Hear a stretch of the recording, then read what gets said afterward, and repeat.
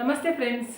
ಇವಾಗಿನ ಕಾಲದಲ್ಲಿ ಮೊಬೈಲ್ ಇಲ್ಲ ಅಂತ ಹೇಳ್ಕೊಂಡಿರುವವರು ಯಾರು ಕೂಡ ಇರುವುದಿಲ್ಲ. ಪ್ರತಿಯೊಬ್ಬರ ಕೈಯಲ್ಲಿ ಕೂಡ ಮೊಬೈಲ್ ಇರುತ್ತೆ. ಒಬ್ಬೊಬ್ಬರ ಮನೆಯಲ್ಲಿ 3-4 ಮೊಬೈಲ್ ಇರುತ್ತೆ. ಆದರೆ ನಾವು ಆ ಮೊಬೈಲಿಂದ ಏನು ಮಾಡ್ತೇವೆ ಹೇಳಿ?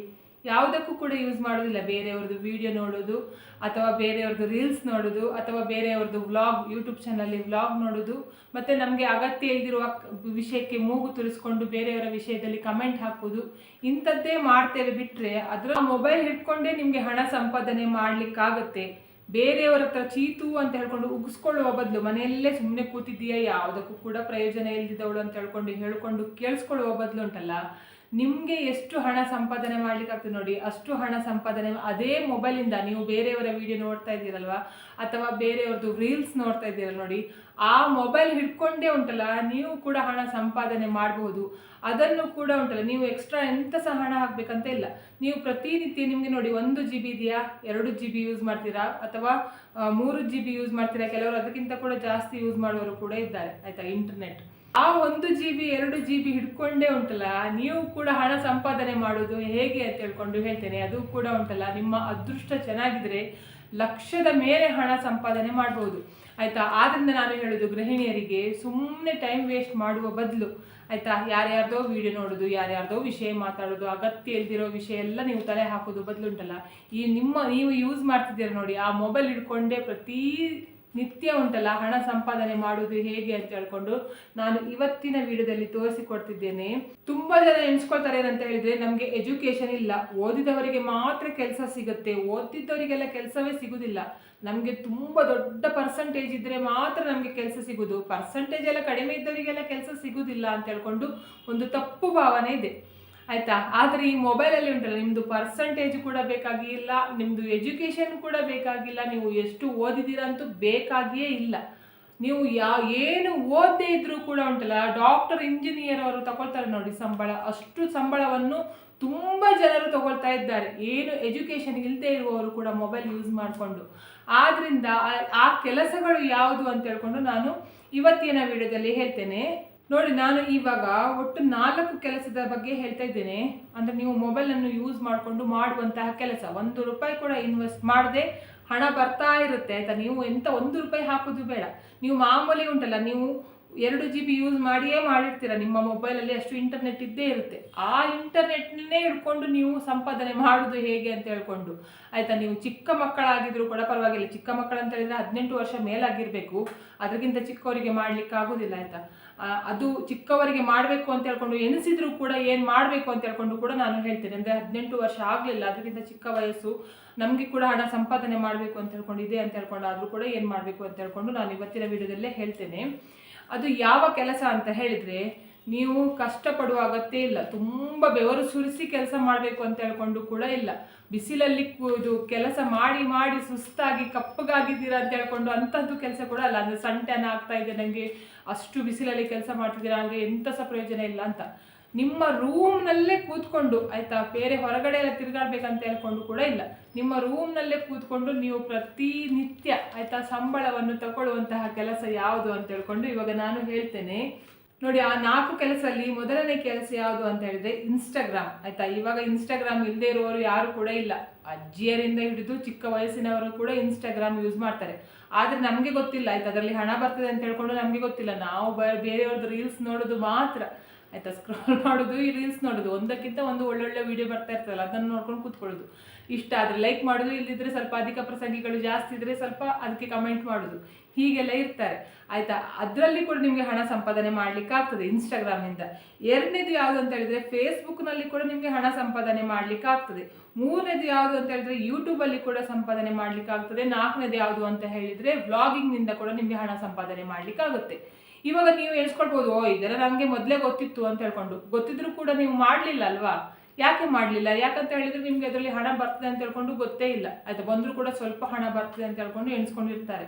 ಆದರೆ ಉಂಟಲ್ಲ, ಇದನ್ನು ನಂಬ್ಕೊಂಡು ಉಂಟಲ್ಲ ಎಷ್ಟೆಷ್ಟು ಜನ ಯಾವ ರೀತಿಯಲ್ಲಿ, ಅಂದರೆ ಏನು ಝೀರೋ ಇದ್ದವರು ಕೂಡ ಯಾವ ರೀತಿಯಲ್ಲಿ ಮುಂದೆ ಬಂದಿದ್ದಾರೆ, ಆಯಿತಾ. ಅವರ ಮಕ್ಕಳಿಗೆ ಒಂದು ಒಳ್ಳೆ ಎಜುಕೇಷನ್ ಕೊಡ್ತಾ ಇರ್ತಾರೆ, ಅಥವಾ ಚೆನ್ನಾಗಿ ಜೀವನ ಮಾಡ್ತಾ ಇರ್ತಾರೆ. ಹೀಗೆ ತುಂಬ ಜನ ನಿಮಗೆ ನೋಡಲಿಕ್ಕೆ ಸಿಗ್ತದೆ. ಇವಾಗ ನಾನು ಫಸ್ಟ್ ಯೂಟ್ಯೂಬಿಂದ ಸ್ಟಾರ್ಟ್ ಮಾಡ್ತೇನೆ, ಯಾವ ರೀತಿ ಮಾಡಬೇಕು, ಯಾವ ರೀತಿ ಹಣ ಸಂಪಾದನೆ ಮಾಡಲಿಕ್ಕಾಗುತ್ತೆ, ಇದರಿಂದ ನಿಮಗೆ ಏನೆಲ್ಲ ಸಿಗುತ್ತೆ ಅಂತ ಹೇಳ್ಕೊಂಡು ಪ್ರತಿಯೊಂದು ಕೂಡ ನಾನು ಹೇಳ್ತಾ ಹೋಗ್ತೇನೆ. ನೋಡಿ, ಈಗ ಯೂಟ್ಯೂಬ್ ಚಾನಲ್ ಓಪನ್ ಮಾಡಬೇಕು ಅಂತ ಹೇಳ್ಕೊಂಡು ಎಣಿಸುವವರುಂಟಲ್ಲ, ಈ 2026 ತುಂಬ ಬೆಸ್ಟ್ ಟೈಮ್ ಆಯಿತಾ. ಅದರಲ್ಲೂ ಕೂಡ ಇವಾಗ ನೋಡಿ ಬೇಸಿಗೆ ಇರೋದ್ರಿಂದ ಮಕ್ಕಳಿಗೆಲ್ಲ ರಜೆ ಇರೋದ ಕಾರಣಕ್ಕೆ ಉಂಟಲ್ಲ, ಏನಾಗುತ್ತೆ ಅಂತ ಹೇಳಿದರೆ ತುಂಬ ಜನ ಇವಾಗ ಜಾಸ್ತಿ ಯೂಟ್ಯೂಬನ್ನು ನೋಡ್ತಾ ಇರ್ತಾರೆ. ಆದ್ದರಿಂದ ನೀವು ಏನು ಮಾಡಬೇಕು ಅಂತ ಹೇಳಿದ್ರೆ, ನಿಮಗೆ ಯೂಟ್ಯೂಬ್ ಚಾನಲ್ ಓಪನ್ ಮಾಡಲಿಕ್ಕೆ ಮನಸ್ಸಿದ್ರೆ ಯೂಟ್ಯೂಬ್ ಚಾನಲನ್ನು ಓಪನ್ ಮಾಡಿ. ನೀವು ಓಪನ್ ಮಾಡಬೇಕು, ಹೇಗೆ ಯಾವ ರೀತಿಯಲ್ಲಿ ನಿಮಗೆ ಯೂಟ್ಯೂಬ್ ಚಾನಲ್ ಮಾಡಬೇಕು ಅಂತ ಹೇಳ್ಕೊಂಡು ಪ್ರತಿಯೊಂದು ಕೂಡ ನಿಮಗೆ ವಿಡಿಯೋ ಸಿಗುತ್ತೆ ಆಯಿತಾ. ನಿಮಗೆ ಯೂಟ್ಯೂಬಲ್ಲೇ ಸರ್ಚ್ ಮಾಡಿದರೆ ಸಿಗುತ್ತೆ ಹೇಗೆ ಯೂಟ್ಯೂಬ್ ಚಾನಲ್ ಓಪನ್ ಮಾಡಬೇಕು ಅಂತ ಹೇಳ್ಕೊಂಡು. ಯೂಟ್ಯೂಬ್ ಚಾನಲ್ ಓಪನ್ ಮಾಡಬೇಕು ಅಂತ ಹೇಳಿದರೆ ಒಂದು ಲೋಗೋ ಹಾಕಬೇಕು. ಅಂದರೆ ನೀವು DP ಅಂತ ಹೇಳ್ಕೊಂಡು ಹೇಳ್ತೀರಿ ನೋಡಿ, ನಿಮ್ಮದು ವಾಟ್ಸಪ್ಪಲ್ಲೆಲ್ಲ DP ಇರ್ತದೆ ನೋಡಿ, ಅದೇ ರೀತಿಯಲ್ಲಿ ಹಾಕಬೇಕು. ಅದನ್ನು ಪದೇ ಪದೇ ಚೇಂಜ್ ಮಾಡಲಿಕ್ಕೆ ಹೋಗಬಾರ್ದು. ಯಾಕೆ ಅಂತ ಹೇಳ್ಕೊಂಡು ಕೂಡ ನಾನು ಹೇಳ್ತೇನೆ, ಯಾಕೆ ಪದೇ ಪದೇ ಚೇಂಜ್ ಮಾಡಿದ್ರೆ ನಿಮಗೆ ಏನು ತೊಂದರೆ ಆಗ್ತದೆ ಅಂತ ಹೇಳ್ಕೊಂಡು ಆಯಿತಾ. ಒಂದು ಯಾವುದಾದ್ರೂ ಚಂದದ ಫೋಟೋವನ್ನು ತೆಗೆದಿಡ್ಕೊಳ್ಳಿ ಆಯಿತಾ. ಎರಡನೇದು ಬೇಕಾಗಿದ್ದು ಏನಂತ ಹೇಳಿದರೆ, ನಿಮಗೆ ಹೆಸರಿಡಬೇಕು ಯೂಟ್ಯೂಬ್ ಚಾನಲ್ಗೆ. ನೀವು ಒಟ್ರಾಸಿ ಹೇಗೇಗೋ ಹೆಸರಿಟ್ಟರೆ, ಇವಾಗ ನಂದು ನೋಡಿ, ನನ್ನ ಯೂಟ್ಯೂಬ್ ಚಾನಲ್ ಹೆಸರು ಅಂಬಿಕಾಸ್ ಪುಟ್ಟಲೋಕ ಅಂತ ಹೇಳ್ಕೊಂಡು, ಸ್ವಲ್ಪ ಡಿಫ್ರೆಂಟ್ ಆಗಿಲ್ವಾ ನನ್ನ ಹೆಸರು ಕೇಳಲಿಕ್ಕೆ. ನನ್ನ ಹೆಸರು ಕೂಡ ಉಂಟು, ಅದ್ರ ಜೊತೆಗೆ ನನ್ನ ಪುಟ್ಟ ಲೋಕದ ಹೆಸರು ಕೂಡ ಉಂಟು. ಆದ್ದರಿಂದ ನೀವು ಏನು ಮಾಡಬೇಕು ಅಂತ ಹೇಳಿದ್ರೆ, ಸ್ವಲ್ಪ ಯೂನಿಕ್ ಆಗಿರುವ ಹೆಸರುಗಳನ್ನು ಆರಿಸಬೇಕು.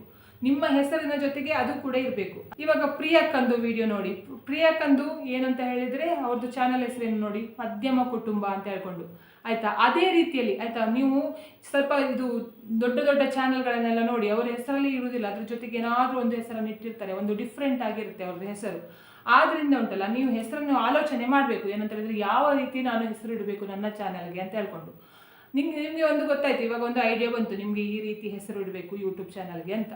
ಆಮೇಲೆ ಉಂಟಲ್ಲ, ಪಟ್ ಅಂತ ಹೇಳ್ಕೊಂಡು ಇಡುವುದಲ್ಲ. ನೀವು ಏನು ಮಾಡಬೇಕು ಅಂತ ಹೇಳಿದ್ರೆ, ಆ ಹೆಸರಿನಿಂದ ಯಾವುದಾದ್ರೂ ಯೂಟ್ಯೂಬ್ ಚಾನಲ್ ಇದೆಯಾ ಅಂತ ಹೇಳ್ಕೊಂಡು ಒಂದು ಸಲ ಯೂಟ್ಯೂಬ್ಗೆ ಹೋಗಿ ಚೆಕ್ ಮಾಡಬೇಕು ಆಯಿತಾ. ನಿಮಗೆ ನಿಮ್ಮ ಮನಸ್ಸಿನಲ್ಲಿ ಒಂದು ಉಂಟಲ್ಲ ಆಸೆ ಆಯಿತಾ, ಆ ಆಸೆ ಥರದ ಹೆಸರು ಯಾವುದಾದ್ರೂ ಉಂಟಾ ಅಂತ. ಯಾಕೆ ಈ ಮಾತನ್ನು ಹೇಳ್ತಿದ್ದೇನೆ ಅಂತ ಹೇಳಿದರೆ, ಒಂದು ವೇಳೆ ನಿಮ್ಮ ಅದೃಷ್ಟ ಚೆನ್ನಾಗಿದ್ದರೆ ಉಂಟಲ್ಲ, ನೀವು ಯಾವ ಹೆಸರನ್ನು ಇಟ್ಟಿದ್ದೀರಾ ಅಂತ ಹೇಳ್ಕೊಂಡು ಹೇಳಿದ್ರೆ ನಿಮಗೆ ಚೆನ್ನಾಗಿ ಆಗ್ತಾ ಉಂಟು ಅಂತ ಹೇಳ್ಕೊಂಡು ಆಗಿದ್ರೆ, ಅದ್ರ ಜೊತೆಗೆ ಬೇರೆಯವ್ರದ್ದು ಕೂಡ ಅದೇ ಸೇಮ್ ಹೆಸರು ಬರ್ತಾ ಉಂಟು ಅಂತ ಹೇಳ್ಕೊಂಡು ಆದರೆ ಏನಾಗುತ್ತೆ ಅಂತ ಹೇಳಿದರೆ, ಇವಾಗ ಯೂಟ್ಯೂಬಲ್ಲಿ ಕೆಲವರು ಏನು ಮಾಡ್ತಾರೆ ಅಂತ ಹೇಳಿದರೆ, ಹೆಸರಿನಿಂದ ಸರ್ಚ್ ಮಾಡ್ತಾರೆ. ಇವಾಗ ನಿಮ್ಮ ಯೂಟ್ಯೂಬ್ ಚಾನಲ್ ಯಾವುದು ಅಂತ ಹೇಳ್ಕೊಂಡು ಚೆಕ್ ಮಾಡ್ತಾರೆ. ಆವಾಗ ಏನಾಗುತ್ತೆ ಅಂತ ಹೇಳಿದರೆ, ನಿಮ್ಮ ಚಾನಲನ್ನು ತೋರಿಸುವ ಬದಲು ಬೇರೆಯವರ ಚಾನಲನ್ನು ತೋರಿಸ್ತಾ ಇರುತ್ತೆ ಆಯಿತಾ. ಯೂಟ್ಯೂಬಲ್ಲಿ ನಿಮ್ಮ ಚಾನಲ್ ಬರುವುದಿಲ್ಲ. ಆ ರೀತಿಯಲ್ಲಿ ಪ್ರಾಬ್ಲಮ್ ಆಗುತ್ತೆ. ಆ ಕಾರಣಕ್ಕೆ ನಾನು ಹೇಳ್ತಾ ಇರೋದು, ನಿಮಗೆ ಹೋಗುವ ವ್ಯೂಸ್ ಎಲ್ಲ ಬೇರೆಯವರಿಗೆ ಹೋಗ್ತದೆ.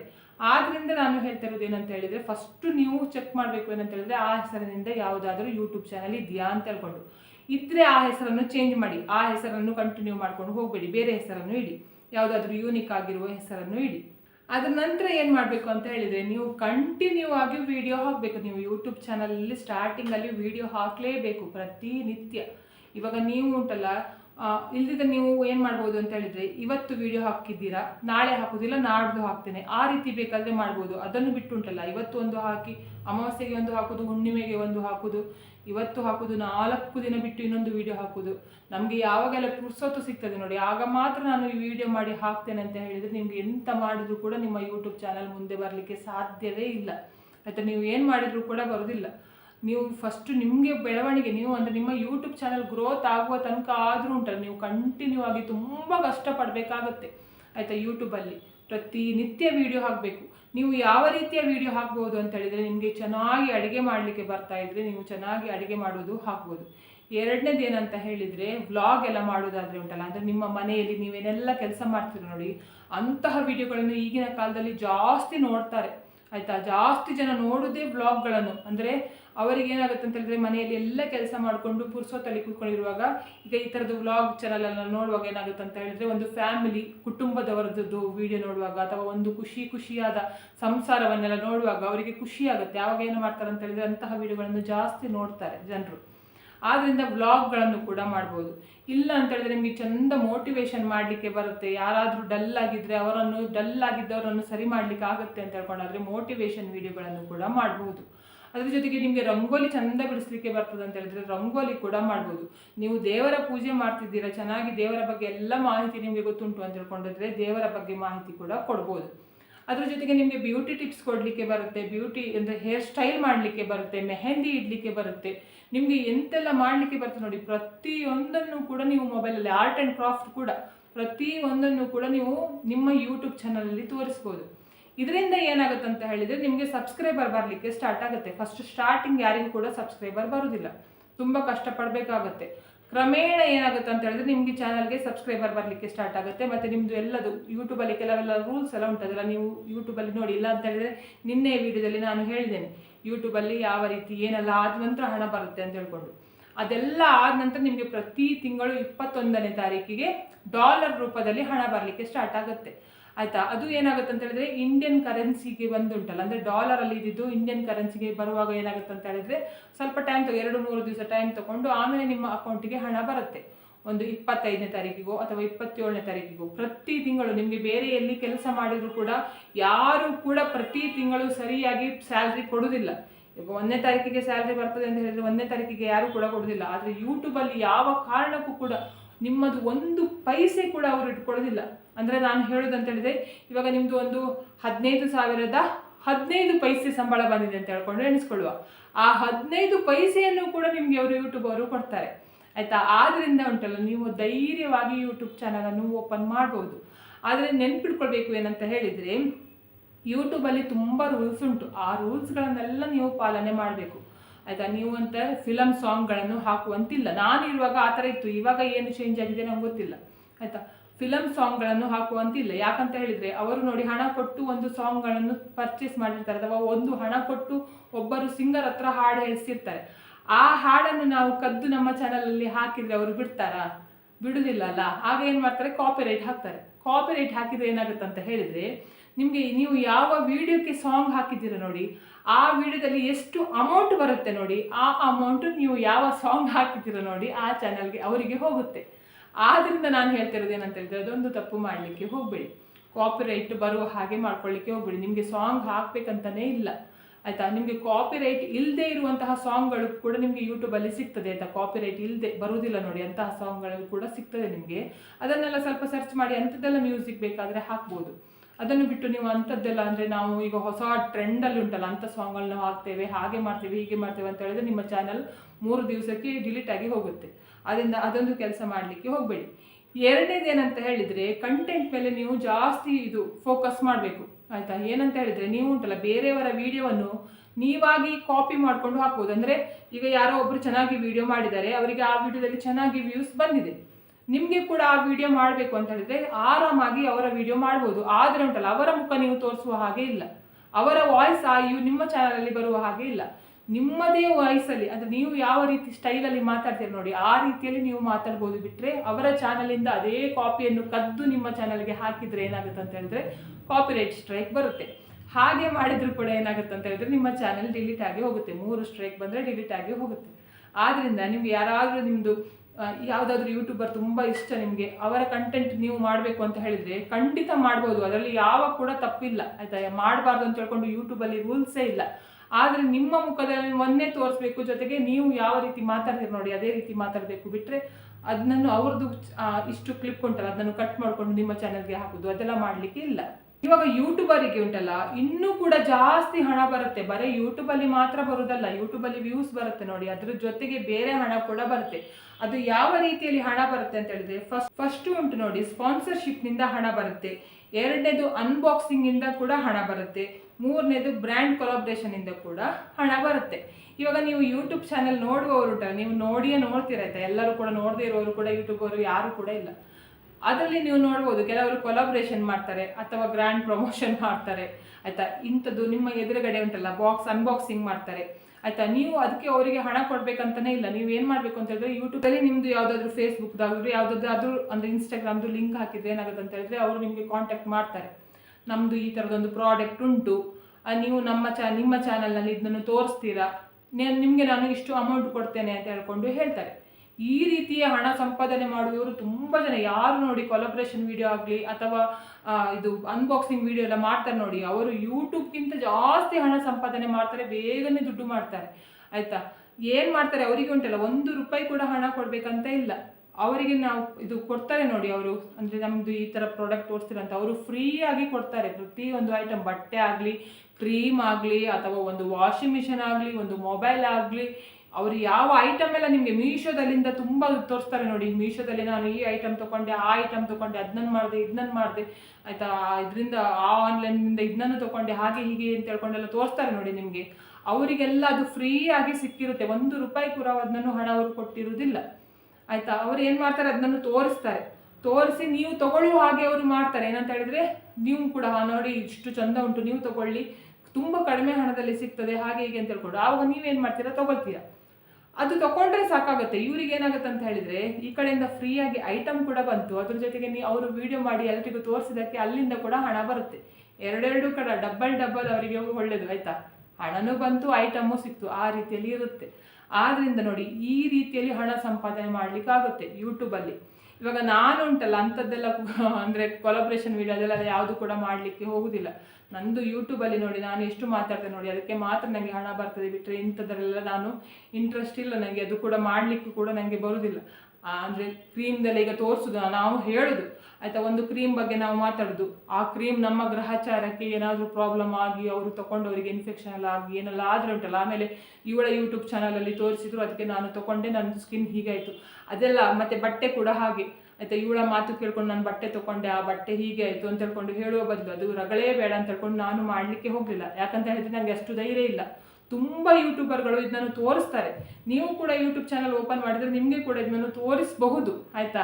ಆದ್ದರಿಂದ ನಾನು ಹೇಳ್ತಾ ಇರೋದು, ಹಣ ಸಂಪಾದನೆ ಮಾಡಲಿಕ್ಕೆ ಇಷ್ಟ ಇದ್ದವರು ಉಂಟಲ್ಲ, ಹೇಗೆ ಬೇಕಾದರೂ ಹಣ ಸಂಪಾದನೆ ಮಾಡಬಹುದು ಯೂಟ್ಯೂಬಲ್ಲಿ ಅಂತ. ಫೇಸ್ಬುಕ್ನಲ್ಲಿ ಕೂಡ ಹಾಗೆ ಸೇಮ್ ಇದೇ ಥರ ಯೂಟ್ಯೂಬಲ್ಲಿ ಯಾವ ರೀತಿ ಹಣ ಬರುತ್ತೆ ನೋಡಿ, ಅದೇ ರೀತಿಯಲ್ಲಿ ಹಣ ಬರುತ್ತೆ. ಇವಾಗ ಮೂರನೇದು ಯಾವುದು ಅಂತ ಹೇಳಿದರೆ, ಇನ್ಸ್ಟಾಗ್ರಾಮ್ನಲ್ಲಿ. ನೀವು ಇನ್ಸ್ಟಾಗ್ರಾಮ್ನಲ್ಲಿ ಹೇಗೆ ಹಣ ಬರುತ್ತೆ ಅಂತ ಹೇಳಿದರೆ, ನಿಮಗೆ ಇನ್ಸ್ಟಾಗ್ರಾಮ್ ಅವರು ಹಣ ಕೊಡೋದಿಲ್ಲ, ಆಯಿತಾ. ನಾನು ಇರೋದು ವಿಷಯ ಹೇಳ್ತೇನೆ, ಇನ್ಸ್ಟಾಗ್ರಾಮ್ ಅವರು ನಿಮಗೆ 1 ರೂಪಾಯಿ ಕೂಡ ಹಣ ಬರೋದಿಲ್ಲ. ಇನ್ಸ್ಟಾಗ್ರಾಮಲ್ಲಿ ನೀವು ಫೇಮಸ್ ಆಗಬೇಕು ಅಂತ ಹೇಳ್ಕೊಂಡುಂಟಲ್ಲ, ಬೇಡದಿದ್ದೆಲ್ಲ ಅಧಿಕ ಪ್ರಸಂಗದ ವೀಡಿಯೋಗಳನ್ನೆಲ್ಲ ಮಾಡಿ ಕೆಟ್ಟದಾಗಿ ನಿಮ್ಮನ್ನು ನೀವು ತೋರಿಸ್ಕೊಂಡು ಹಾಗೆಲ್ಲ ಮಾಡಿಕೊಂಡು ಇನ್ಸ್ಟಾಗ್ರಾಮಲ್ಲಿ ಫೇಮಸ್ ಆಗಲಿಕ್ಕೆ ಹೋಗಬೇಡಿ. ನಿಮ್ಮ ಮರ್ಯಾದೆ ಕೂಡ ಮುಖ್ಯ ಅಲ್ವಾ. ಇನ್ಸ್ಟಾಗ್ರಾಮಲ್ಲಿ ಇದೇನಂತ ಹೇಳಿದರೆ ಒಟ್ರಾಶಿ ಹೇಗೆಗೋ, ಆಯಿತಾ, ಎಲ್ಲ ನೋಡ್ತಾರೆ, ಟ್ರೋಲ್ ಮಾಡ್ತಾರೆ, ಅದು ಮಾಡ್ತಾರೆ, ಇದು ಮಾಡ್ತಾರೆ ಅಂತ ಹೇಳ್ಕೊಂಡು ಒಟ್ರಾಶಿ ಹೇಗೆಗೋ ಮಾಡಿಕೊಂಡು ವೀಡಿಯೋ ಮಾಡಲಿಕ್ಕೆ ಹೋಗಬೇಡಿ. ನಿಯತ್ತಾಗಿ ನೀವು ವಿಡಿಯೋ ಮಾಡಿ. ನಿಮಗೆ ನಿಯತ್ತಾಗಿರುವಂತಹ ತುಂಬ ವಿಡಿಯೋಗಳು ಸಿಗುತ್ತೆ ನೋಡಿ. ಅಮ್ಮ ಮಗನ ಕಾಮಿಡಿ ವಿಡಿಯೋ ಸಿಗುತ್ತೆ, ಅಥವಾ ಫ್ರೆಂಡ್ಸ್ಗಳದ್ದು ಕಾಮಿಡಿ ವಿಡಿಯೋ ಸಿಗುತ್ತೆ, ಅಥವಾ ಫ್ಯಾಮಿಲಿಯವ್ರದ್ದು ವಿಡಿಯೋ ಸಿಗುತ್ತೆ. ಕೆಲವರು ಚಂದ ಡ್ಯಾನ್ಸ್ ಮಾಡ್ತಾ ಇರ್ತಾರೆ, ಅಂತಹ ವಿಡಿಯೋಗಳನ್ನು ಸಿಗುತ್ತೆ. ಆ್ಯಕ್ಟಿಂಗ್ ಮಾಡ್ತಾರೆ ಕೆಲವರು, ಏನೇನೋ ನೀವು ನೋಡಿರ್ಬೋದು, ಆಯಿತಾ. ಒಳ್ಳೆ ವಿಡಿಯೋಗಳು, ಒಳ್ಳೊಳ್ಳೆ ಕಂಟೆಂಟ್ಗಳನ್ನು ತಂದಿರ್ತಾರೆ ವಿಡಿಯೋದಲ್ಲಿ. ಅಂತಹ ವಿಡಿಯೋಗಳನ್ನು ನೀವು ಮಾಡಲಿಕ್ಕೆ ಹೋಗಿ, ನೀವು ಅದನ್ನು ಬಿಟ್ಟುಂಟಲ್ಲ ಮಂಗನ ವೇಷ ಮಾಡಿಕೊಂಡು ವಿಡಿಯೋ ಮಾಡಿದರೆ ಆ ಟೈಮಲ್ಲಿ ಮಾತ್ರ ನೀವು ಹೈಯಲ್ಲಿ ಇರ್ತೀರ. ಆಮೇಲೆ ಏನಾಗುತ್ತೆ ಅಂತ ಹೇಳಿದರೆ ಆಮೇಲೆ ಪುನಃ ಡೌನ್ ಆಗುವ ಚಾನ್ಸಸ್ ಇರ್ತದೆ.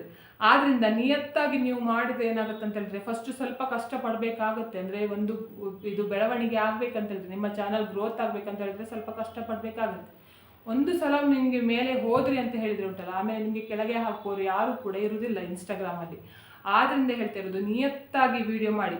ವಿಡಿಯೋ ಮಾಡಿದರೆ ಏನಾಗುತ್ತೆ ಅಂತ ಹೇಳಿದ್ರೆ, ನಿಮಗೆ ಜಾಸ್ತಿ ವ್ಯೂಸ್ ಬರಲಿಕ್ಕೆ ಸ್ಟಾರ್ಟ್ ಆಗುತ್ತೆ ನೋಡಿ, ಅಥವಾ ನಿಮಗೆ ಜಾಸ್ತಿ ಫಾಲೋವರ್ಸ್ ಆಗ್ತಾ ಇರ್ತಾರೆ. ಜಾಸ್ತಿ ಏನಾಗುತ್ತೆ ಅಂತ ಹೇಳಿದರೆ, ನಿಮ್ಮ ವಿಡಿಯೋಕ್ಕೆ ಲೈಕ್ ಎಲ್ಲ ಬರಲಿಕ್ಕೆ ಸ್ಟಾರ್ಟ್ ಆಗುತ್ತೆ. ಆವಾಗ ಏನು ಮಾಡ್ತಾರೆ ಅಂತ ಹೇಳಿದರೆ, ಇಂತಹದ್ದು ಪ್ರಮೋಷನ್ ವಿಡಿಯೋಗಳು ನಿಮಗೆ ಬರಲಿಕ್ಕೆ ಸ್ಟಾರ್ಟ್ ಆಗುತ್ತೆ, ಆಯಿತಾ. ನಂದು ಒಂದು ಸೋಪ್ ಉಂಟು, ಅದರ ಬಗ್ಗೆ ಪ್ರಮೋಷನ್ ಮಾಡಿ. ಇಲ್ಲ ನಮ್ಮ ಅಂಗಡಿ ಓಪನ್ ಆಗ್ತಾ ಉಂಟು, ಅದ್ರ ಬಗ್ಗೆ ಪ್ರಮೋಷನ್ ಮಾಡಿ. ಇಲ್ಲ ನಮ್ಮದು ಬಟ್ಟೆಯ ಬಗ್ಗೆ ಒಂದು ಪ್ರಮೋಷನ್ ವಿಡಿಯೋ ಮಾಡಿ. ಅಥವಾ ಯಾವುದೇ ಒಂದು ಜ್ಯೂಸ್ ಶಾಪ್ ಆಗಲಿ, ತಿನ್ನುವುದಾಗಲಿ, ಆಯಿತಾ, ಒಂದು ಹೋಟೆಲ್ ಆಗಲಿ, ಪ್ರತಿಯೊಂದನ್ನು ಕೂಡ ನೀವು ಪ್ರಮೋಷನ್ ಮಾಡಿಕೊಡಿ ಅಂತ ಹೇಳ್ಕೊಂಡು ನಿಮ್ಮನ್ನು ಅವರು ಹುಡುಕಿಕೊಂಡು ಬರ್ತಾರೆ, ಅವರೇ ಬರ್ತಾರೆ. ಆವಾಗ ಏನಾಗುತ್ತೆ ಅಂತ ಹೇಳಿದರೆ, ನಿಮ್ಮ ಚಾನಲ್ಗೆ ಹಣ ಬರಲಿಕ್ಕೆ ಸ್ಟಾರ್ಟ್ ಆಗುತ್ತೆ. ಯಾಕಂತ ಹೇಳಿದರೆ ಅವರು ಹಣ ಕೊಡ್ತಾರೆ ನಿಮಗೆ. ಧರ್ಮಕ್ಕೆ ಯಾರು ಕೂಡ ವಿಡಿಯೋ ಮಾಡೋದಿಲ್ಲಲ್ಲ.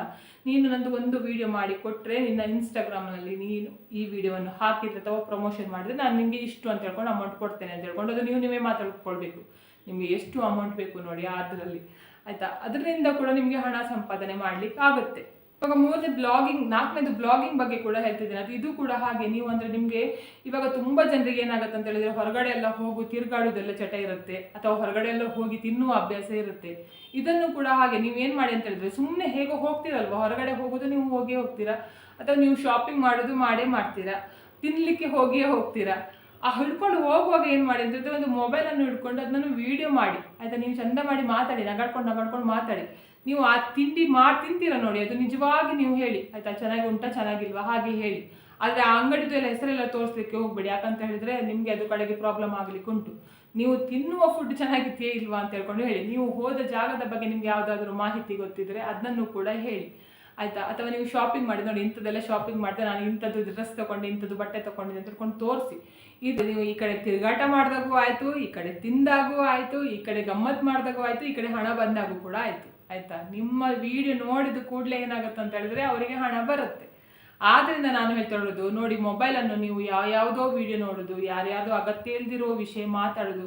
ಕೆಲವರಂತೂ ಉಂಟಲ್ಲ, ಒಂದು ದಿನದಲ್ಲಿ 10 ಗಂಟೆ ಬೇಕಾದರೂ ಬೇರೆಯವ್ರ ಹತ್ರ ಕುಯ್ಕೊಂಡು ಕೂತ್ಕೊಳ್ತಾರೆ ಫೋನ್ ಮಾಡಿಕೊಂಡು.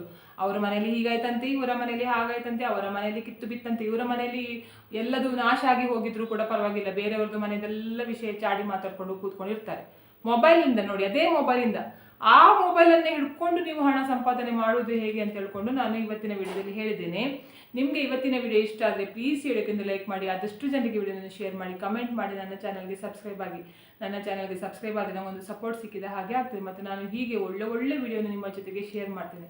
ಇವತ್ತಿನ ವಿಡಿಯೋ ಯಾರು ನೋಡಿದಿರ ಅಥವಾ ನೋಡಿಲ್ಲ, ಎಲ್ಲರಿಗೂ ಕೂಡ ಒಳ್ಳೆಯದಾಗಲಿ ಅಂತ ನಾನು ಕೂಡ ದೇವರಲ್ಲಿ ಬೇಡ್ಕೊಳ್ತಿದ್ದೇನೆ. ಎಲ್ಲರಿಗೂ ಒಳ್ಳೆಯದಾಗಲಿ.